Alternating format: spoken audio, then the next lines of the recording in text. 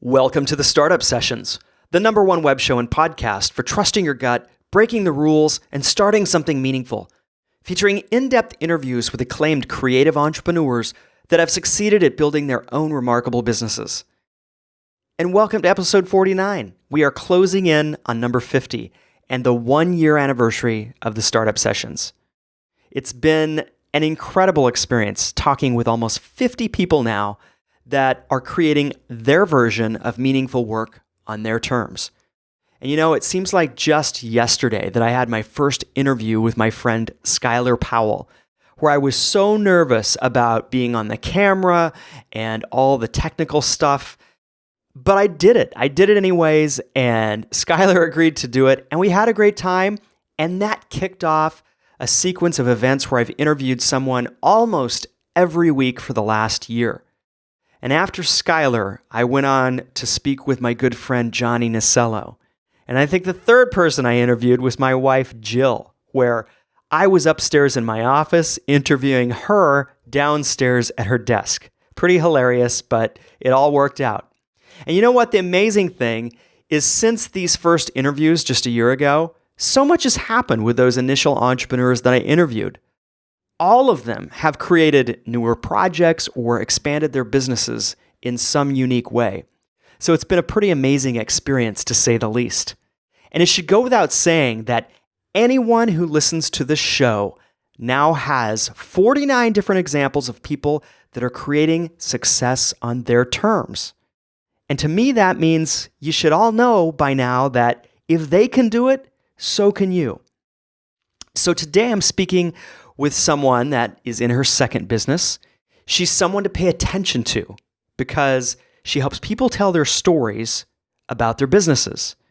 Victoria Prozan is with me today, and she is a branding expert and business storyteller. And we're going to dive right into the importance of telling your story, because if you're not telling it, then you're in for a rough ride on the road of entrepreneurial success. Trust me, I didn't know how to tell my story early on, and I'm still getting better at it, and it is so key to building your business.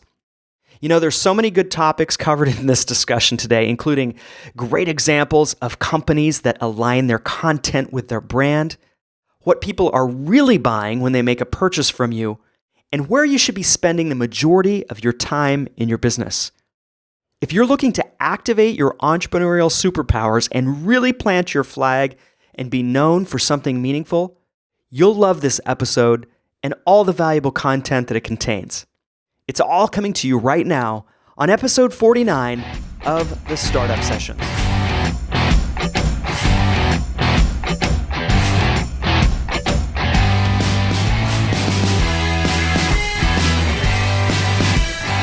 Hello, everyone.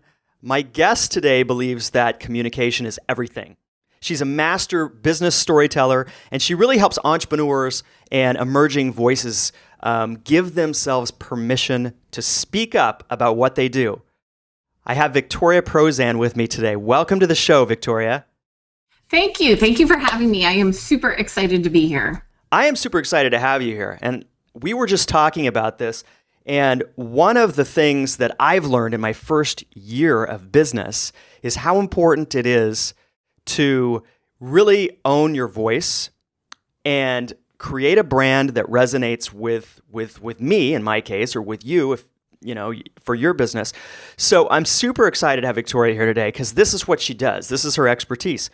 She's the creator of Super Lux Yourself, which is a do-it-yourself guide to creating irresistible names and taglines for rising star entrepreneurs. I just love that.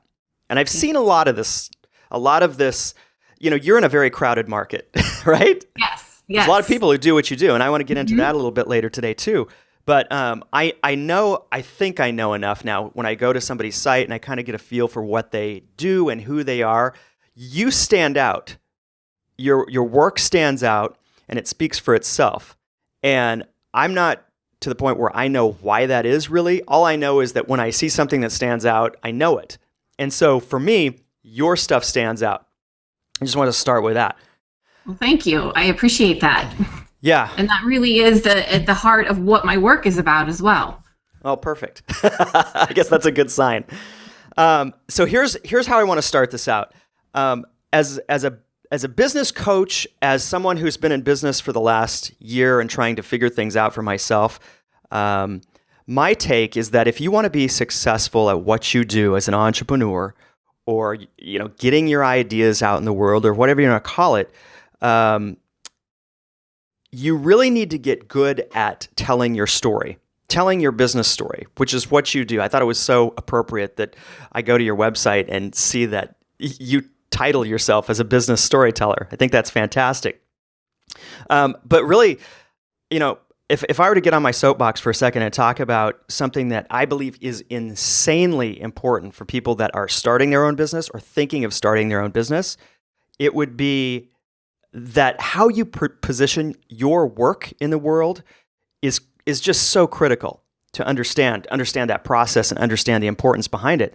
And kind of the example I like to use is, if you're a web designer, you need to be a marketer first and a web designer second. If you're a relationship coach, same thing. You need to be a marketer first and a relationship coach second. My wife's a perfect example. She's a yoga business person, and she is a marketer first and a yoga teacher second. And I learned for myself that I probably needed to spend 80 to 90% of my time telling my story, living in that marketing place. And my coaching and podcasting and some of that stuff started to become secondary. To be successful in business, I learned over the past year that that's how I needed to operate. And the key to really, I think, honing your marketing and branding skills is to learn how to enjoy that process. And it seems that that's really what you do. So I'm going to get off my soapbox now and let my expert guest speak.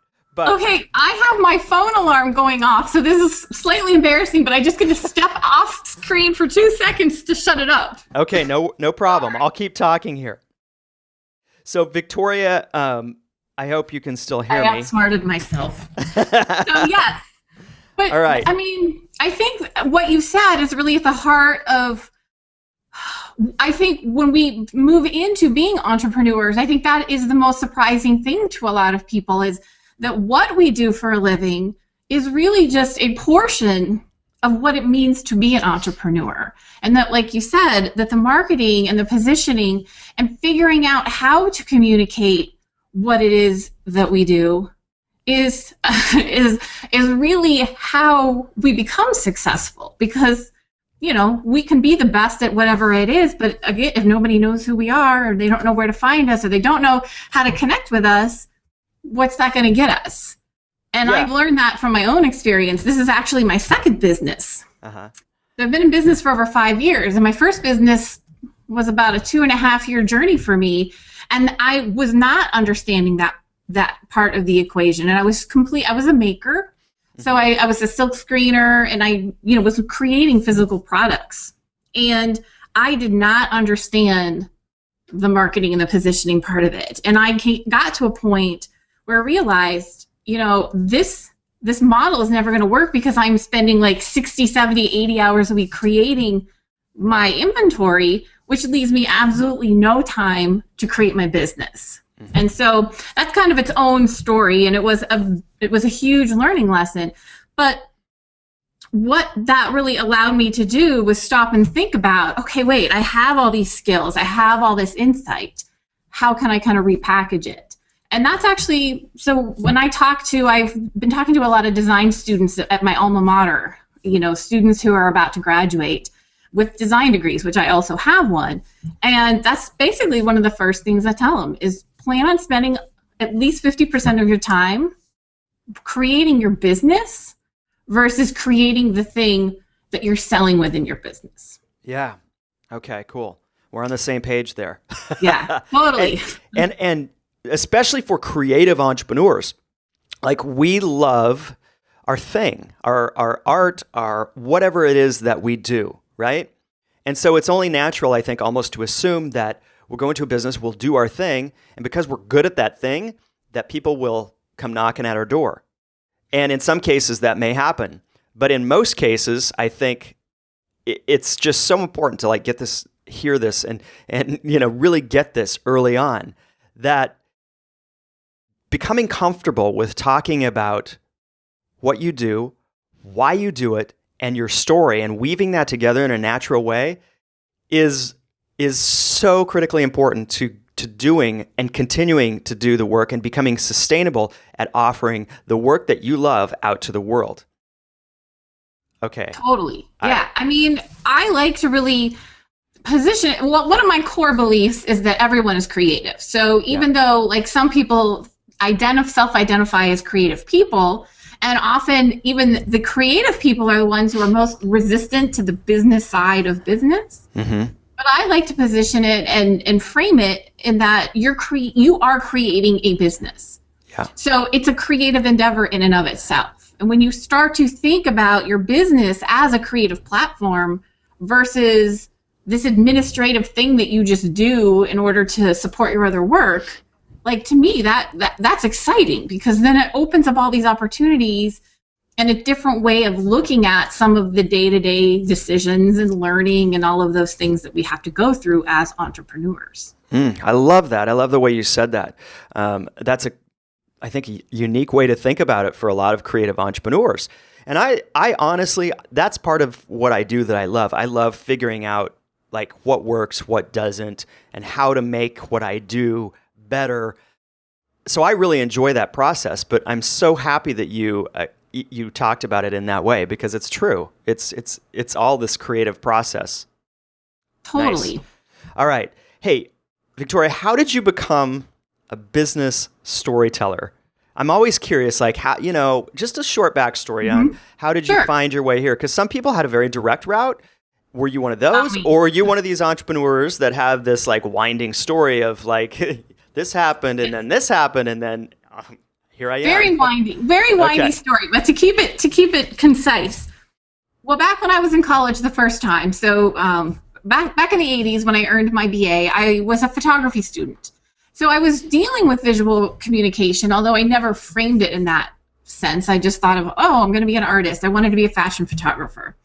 And once I graduated, I moved to San Francisco for a decade. And this was back in the 90s when, even though things are outrageously expensive now, they still seemed expensive back then. And so I kind of got myself into a place where I didn't really have the wherewithal or the resources, because this is back in the darkroom days where, nothing was digital. So I kind of put my photography aside and I fell into a career in customer service and client relations. So I did that for quite a while. So I have this weird mix of the visual part and then the customer relations, customer experience. After I moved away from San Francisco to Madison, Wisconsin, where I live now, I kind of floated through another few jobs that were very unsatisfying. And that's when I decided to go back to school and get a design degree. So, and this was almost 10 years ago now. So after I finished that degree, that's when I transitioned in the business I just mentioned, which was, I thought, my dream job.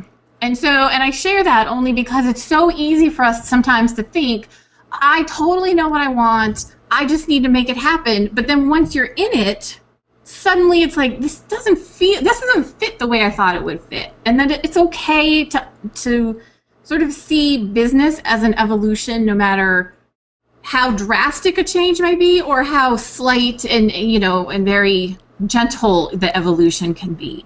But when I got to that point a few years ago, I just realized that between all these different experiences I had had, both professionally and through education, that sort of my superpowers are not only the visual communication part, but the customer experience or the user experience, and kind of getting underneath the sort of the emotional part of what we deliver as entrepreneurs.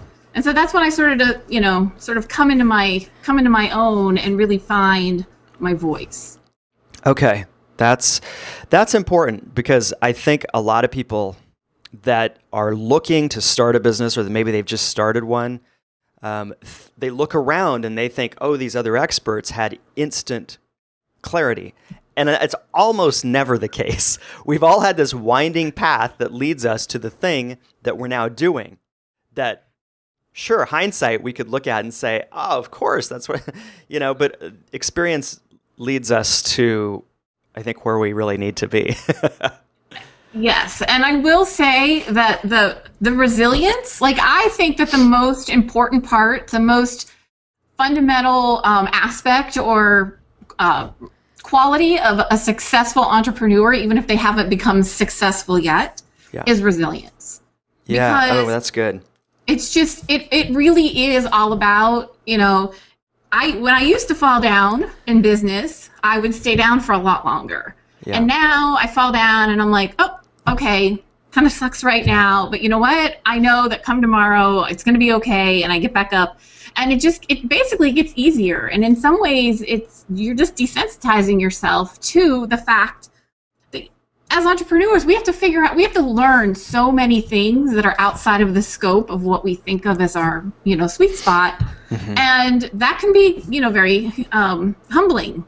Yeah. And as we sort of get the confidence that we will figure it out, that's when I think things start to come together. And just like you said, I don't really think there are very many successful people who have had, the overnight success, because my sense of that is that even if they seem to be successful now, like check them in 5 or 10 years. Like, can you maintain that success? And I think that we often have a little bit of a short-sightedness when it comes to what success is. I mean, somebody having a really great year, that's fantastic. But to continue that growth either financially or through the products you're offering or through the business that you're growing, those are the ways to me that we should be kind of defining success, rather than, who's on top right now and how many followers do they have and how much money do they make this year.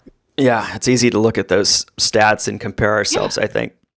But it's much more, for me, I'm learning this, is it's much more fulfilling to really enjoy my own creative process and know that my journey is going to be completely different than anyone else's, and to make it my own. Which brings me to my next question, actually, now that I'm thinking about this. So, Victoria, one of the things that I've struggled with over the last year as a relatively new entrepreneur is when I'm developing my programs and thinking about launching some products and stuff next year, one of the things that I do, right or wrong, is I look out there around me at other people's stuff. And I can't help but let it influence me to some degree, right? Because I'm a believer in, frameworks. There's frameworks out there that work better than others. But it affects my ability, I think, to bring my own creative spin to my products and services. And so I'm kind of trying to find a balance there for myself. Like, how do I really truly tap into who I am and my story and my creative, just my own story, my own stuff, and not let all the other stuff out there be as much of an influence? Like, what advice would you have for me on that? The fact that you're even aware of that, says a lot. And that, I do think that that's half the battle, because I think that there are a lot of people out there looking, and they're not aware of the fact that it's very easy to be overly influenced, either by someone's style or what their particular offering is, or just, hey, it's working for them, that must be the way to do it. Yeah. So I can say from my own experience that I think that as you get more time under your belt, there's a difference between information and inspiration. And so what's taken me a long time to figure out is that if I'm looking at it from a very informational point of view, okay, what can I glean from this particular, person that I'm following, or this podcast, or this, product that I just bought? What kind of information can I take away from it that, maybe isn't the entire thing, but something that I know that I can apply.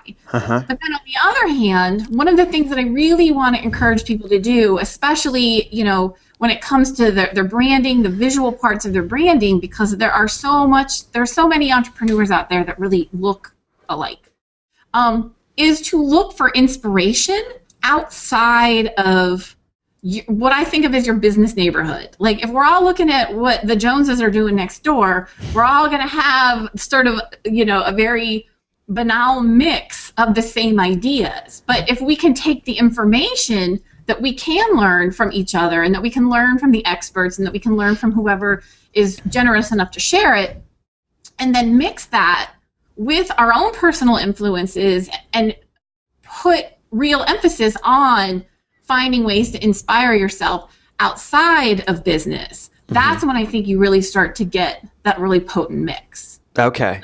That makes sense. For me personally, like, I'm all about like always looking for creative inspiration. And I would say that even though I'm a very visual person, music and musicians and, you know, lyrics have been one of my biggest sort of influences. And I really love to look at how creative people, well, one thing is that I think artists and entrepreneurs have so many similarities when it comes to sort of the journeys that we go on, how we have to figure things out for ourselves. And so that's one of the, that's where I kind of look for that inspiration, is like, okay, how are some artists out there sort of handling some of this stuff? And I kind of think of it as mix and match. So one of the, pieces of advice I give to people when it comes to, let's say, the visual communication or the design of your branding, is that when you see something or a brand or, a fellow entrepreneur or somebody out there doing something and you're like, oh, I really like that. Don't just stop at, I really like that. Push yourself to sort of try to glean one specific thing. Like, if it, is it their typography? Is it the way they're using the color? Is it, could be a million different things. But if you can kind of push yourself to pull out one sort of core thing, you can start to kind of stockpile those. And if you begin to understand what resonates with you, not from a big picture point of view, but from a, hey, this is what's powering the fact that I'm really digging this brand, then you can, you'll be able to find ways to incorporate that into what you're doing, where it won't be, to copycat or look-alike-itis, or, it's not so cut and paste, but it's a much more organic process. Okay. I love that. Yeah, because it's, I do that too. I find inspiration in other, websites, coaching programs, you name it. But then I also blend in the things that I'm trying to get to this point, actually, of blending in the other things that inspire me outside of design and stuff, like, adventure and the outdoors, and like, how do I integrate that into my business? Because that's very much a part of who I am, and that tells part of my story. So that's so important to do. Easier said than done, I think, at least for me. I think you're right in that as you gain more confidence and as time goes on, you feel more comfortable with branding your uniqueness and bringing it into your business and having it be a part of the whole package, so to speak. Cool. All right. Victoria, we've certainly touched on the importance of branding and marketing, especially to newer entrepreneurs or small businesses. But if you get right down to it, like, why is it so important from your perspective? Because this is what you do for entrepreneurs, for new businesses. Why is it so important for them to be able to tell their story, tell their unique story? What does that do for them?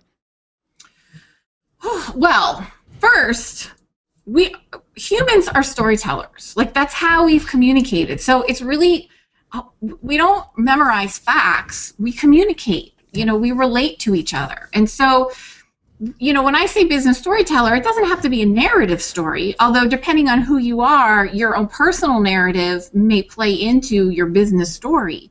But for example, when I made that big change from one business to another in my own branding, what I did was I got to the heart of, like, okay, right now I want to do this kind of thing, and before I was doing this kind of thing.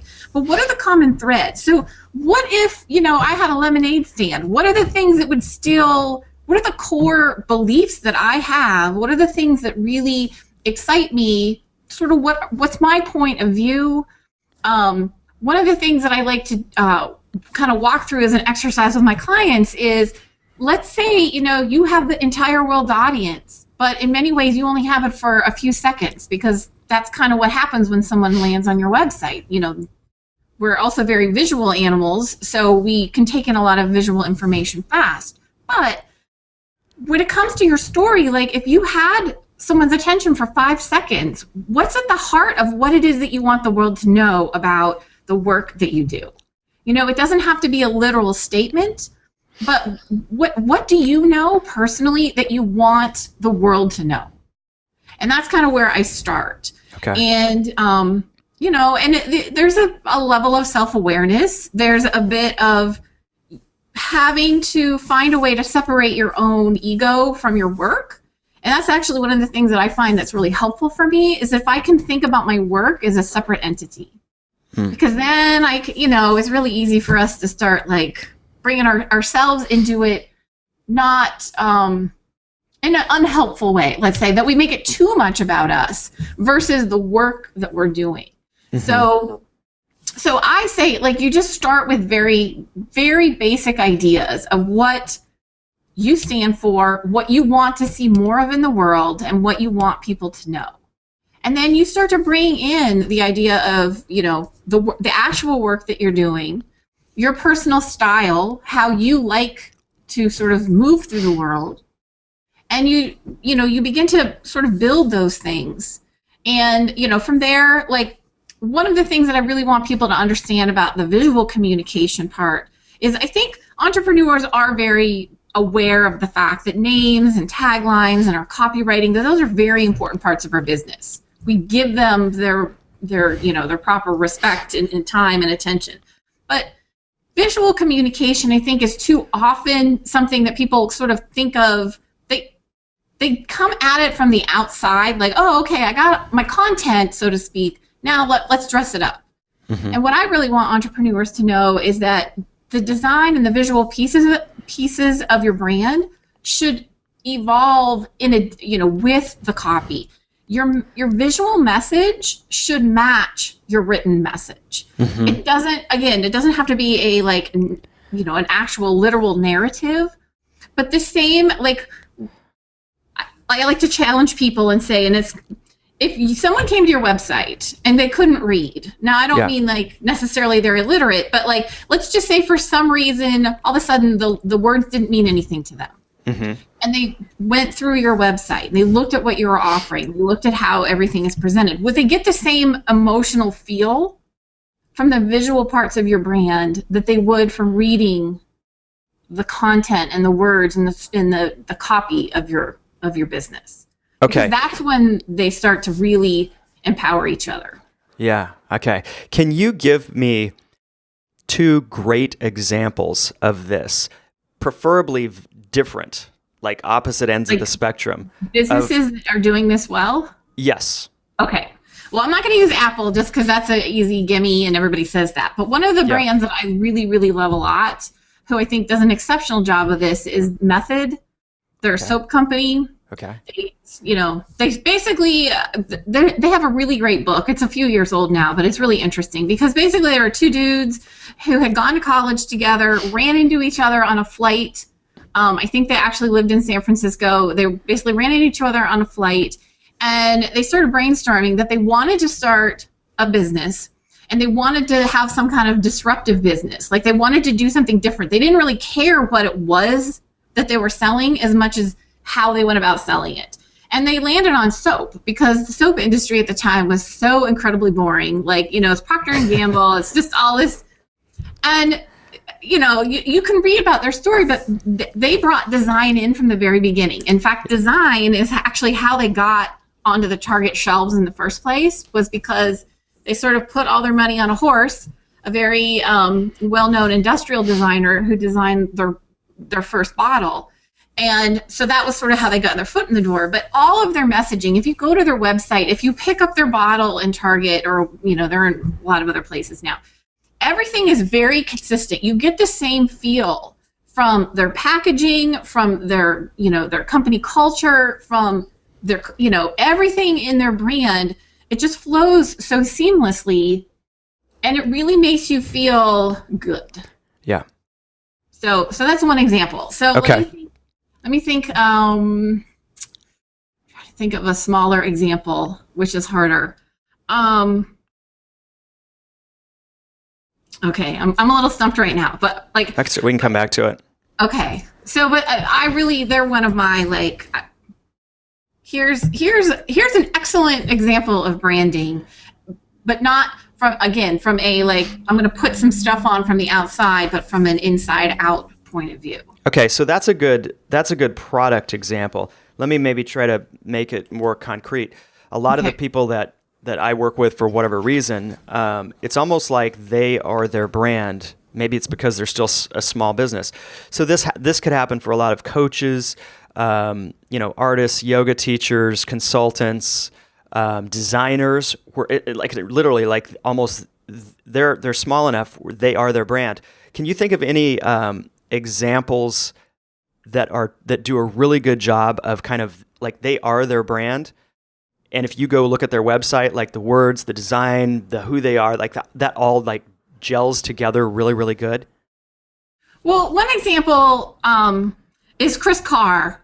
I don't know if you're familiar with Chris Carr or not, but she has again evolved her brand over time. But I feel like whenever I do connect with her brand, like there's a deep level of authenticity. Some people are afraid of authenticity, the word authenticity, but like to me, it comes through. It comes through everything she does. Like it, and but another example is someone by the name of Shauna Hayter. She has a design studio called Branch. It was wearebranch.com. Okay. And I think she does a really great job of like the work that the agency does is really great, but her presence on social media, I mean, she's not somebody I know personally, but everything always seems very in alignment. Like it just works in a way that I'm not confused. And I think that sometimes it's easier to give like the examples of the ones that aren't working. I mean, I'm not going to name anybody, but what I want people to know is that if your messages aren't matching up, so your visual and your written, and really who you are as well, if those things aren't matching up, they're working against each other. Like there's kind of no neutral here.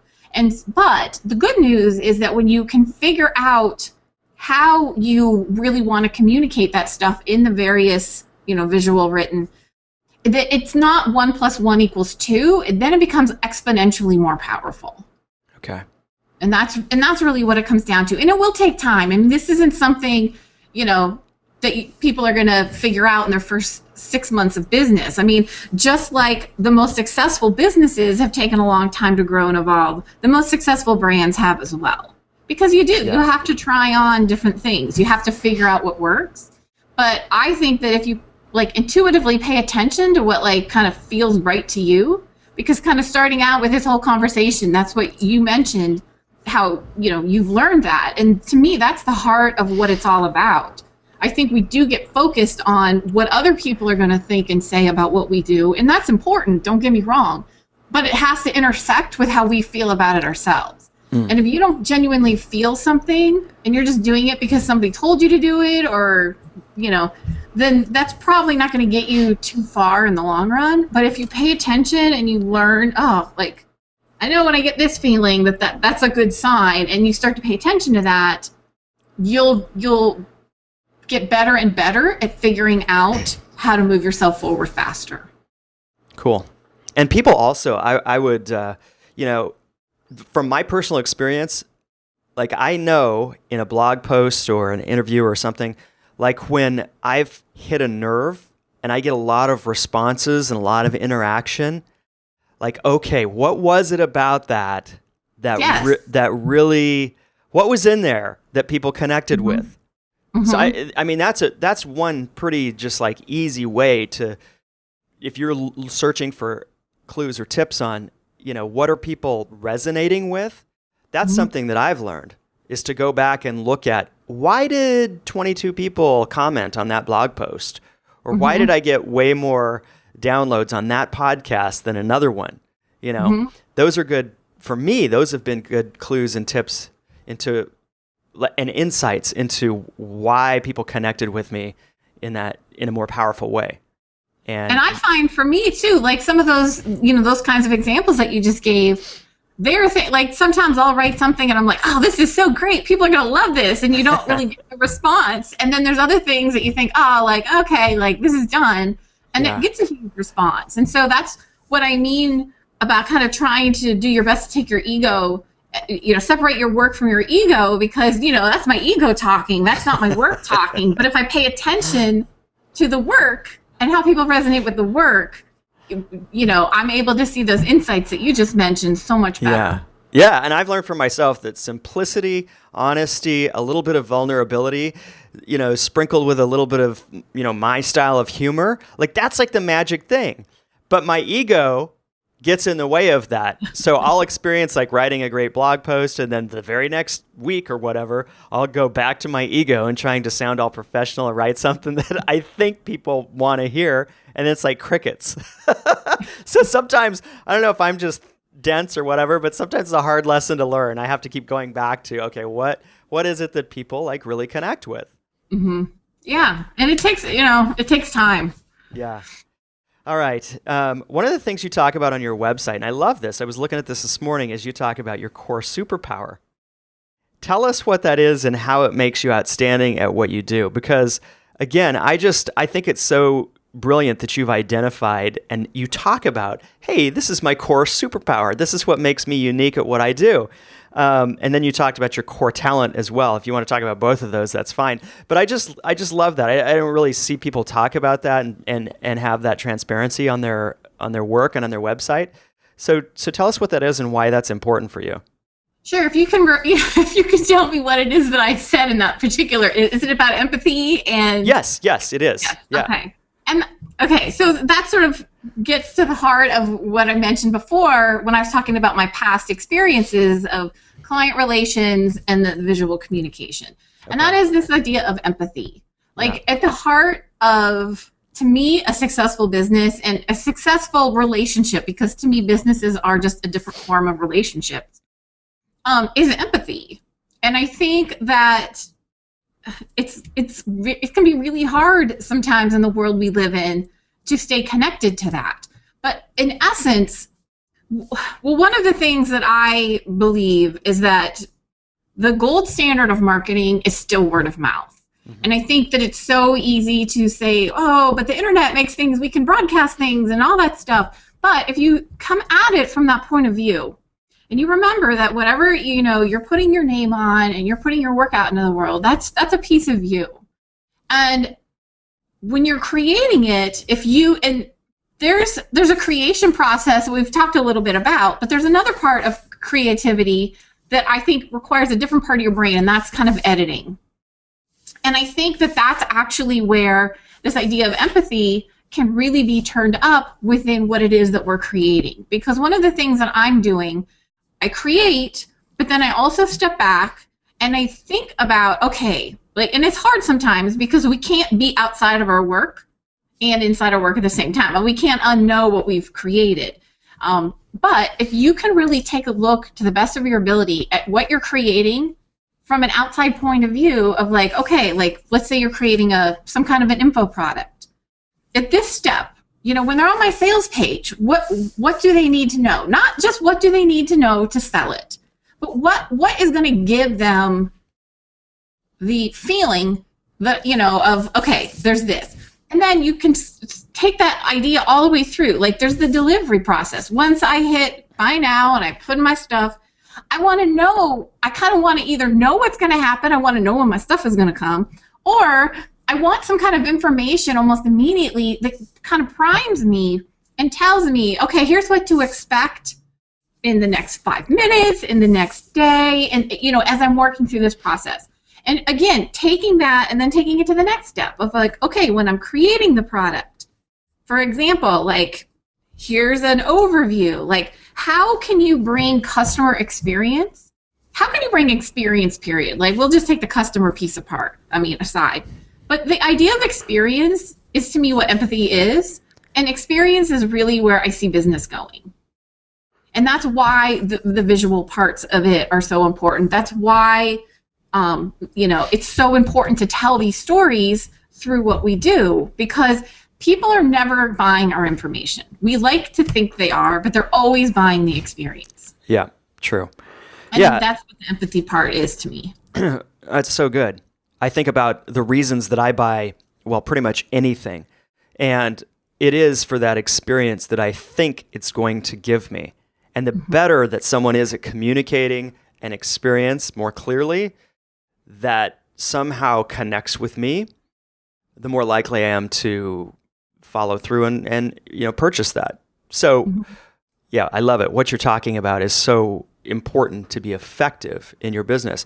And I was talking, I can't remember, it was either last week or the week before on an interview with someone, and we were talking about how, I think I just brought up that, gosh, oftentimes it's not the most brilliant or talented person that succeeds in business or anything else.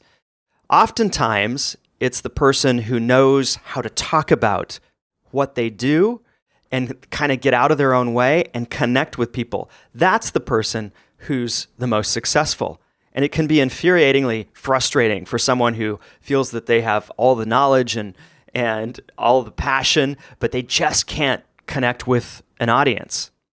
So I'll kind of wrap things up there with saying that that's why it's so important and why the work that you do is so critically important to anybody who's thinking about starting a business, has started a business, or maybe they're midstream and they just know that they need to shift gears and, hone their message, so to speak.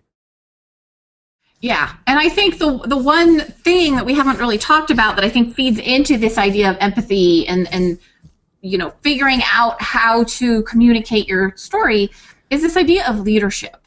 And I think a lot of times when you talk about leadership in business, like you immediately think of like large organizations and rallying the troops and that kind of thing. But if you're like me, I'm just a one-woman gig, but I'm still a leader because, one, I have an audience that I need to lead. I have clients that I need to lead. And I do hope to someday have, more of a team. And so, but the more I step into my own voice as the leader of my own work, I think that, that is where the power and the confidence can really come, can come in and really start to bring some energy into what it is that we're offering to the world. And one of the things I've always told my clients as we work through branding stuff is that people like enthusiastic people. And if you are working on things that you are enthusiastic about, you will naturally draw people to you, period. Yeah. So that's what our jobs are. Yeah, I love that. I mean, it's so true. And, when you first start out, I think there's this natural tendency to be a little bit timid because you're unsure. And that's fine, as long as you're, open and authentic about that. But over time, you just get more confident in what it is that you offer and who you are. So I always tell people, own that shit. Just own it and step into it and be the fullest, boldest, most congruent expression of who you are. And that, by nature of itself and you embracing it, will bring you a lot of opportunities. Okay, yes. Sweet. All right, lightning round time. Are you ready? Oh, I'm ready. Okay. Victoria, what's been the most influential book for you?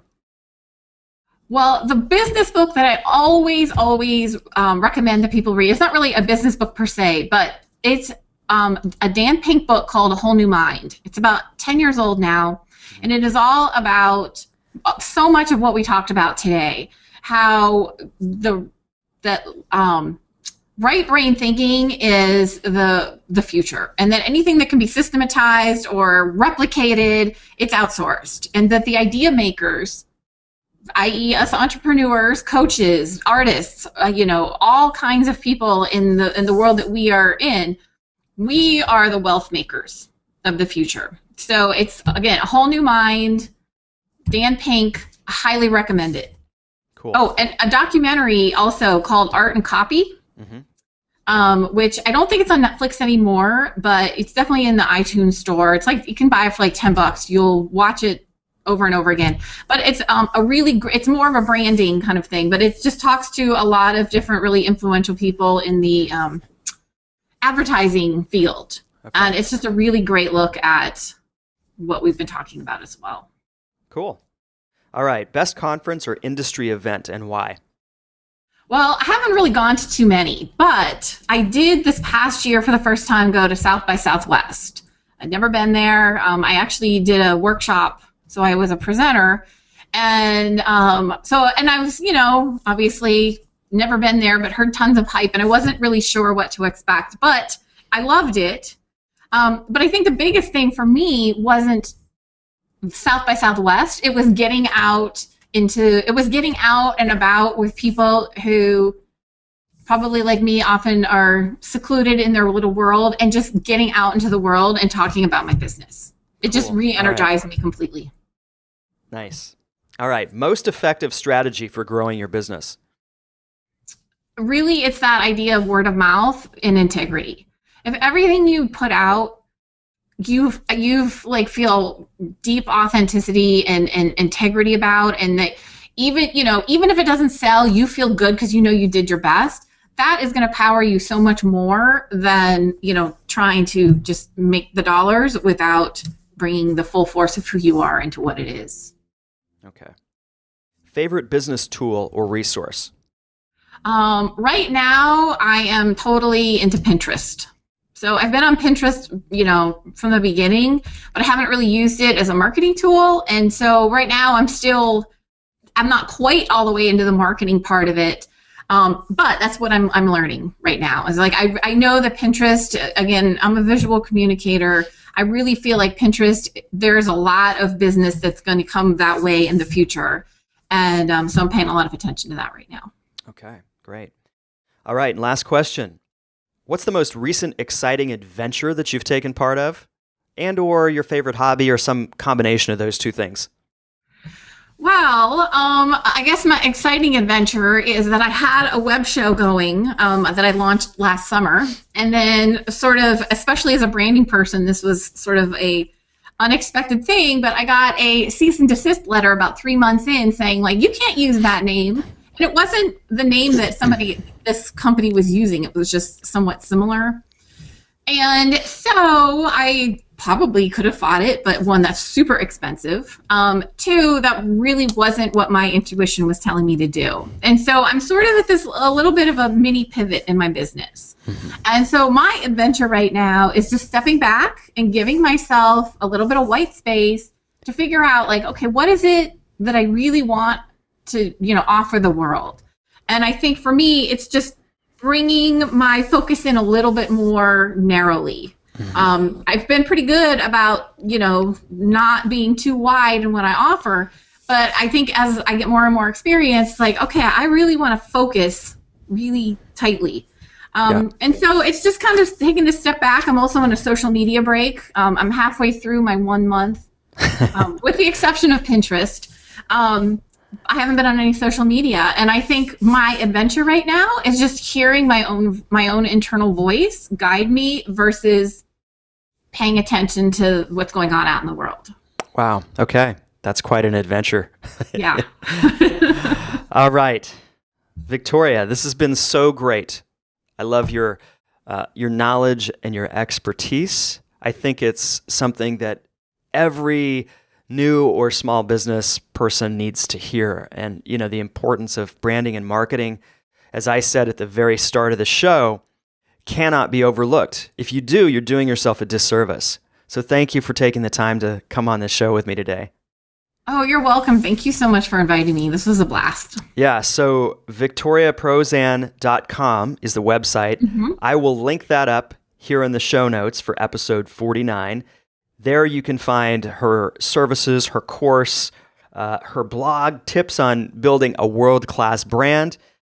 And like I said, you'll be able to find that at thestartupsessions.com/49. All right, Victoria, before we get off here, what are you most excited about in your business right now? Anything that you want people to know about before we wrap things up?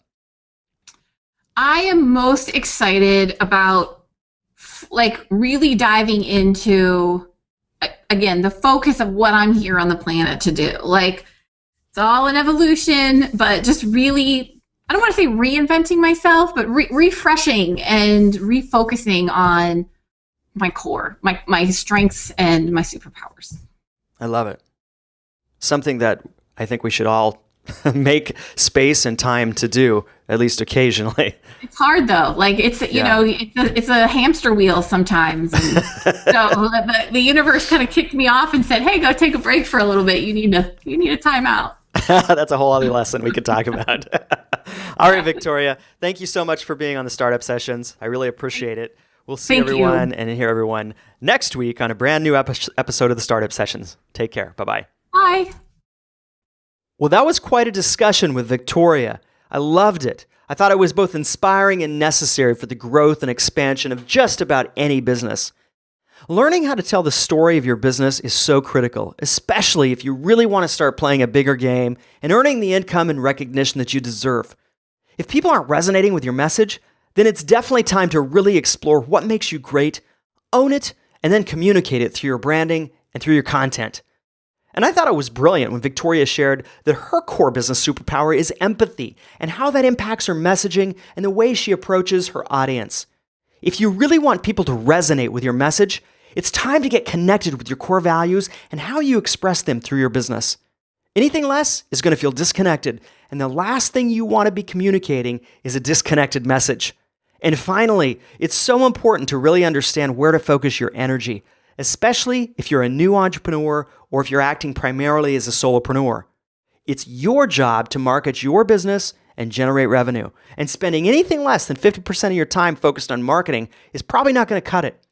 If you really want to stay in business, coming to grips with your role as marketer first and creator second is something you really need to understand and implement as quickly as possible. I hope you enjoyed this action-packed episode and all that Victoria had to share. Have an amazing week and live bravely. Hey, if you enjoyed this episode, be sure to head on over to thestartupsessions.com for a full recap of all our episodes, including links to amazing resources for each guest, thoughtful and provoking blog articles, and many other great resources. Thank you so much for listening and watching. And if today's guest can create a meaningful business and achieve a life of freedom through a business with soul, why can't you?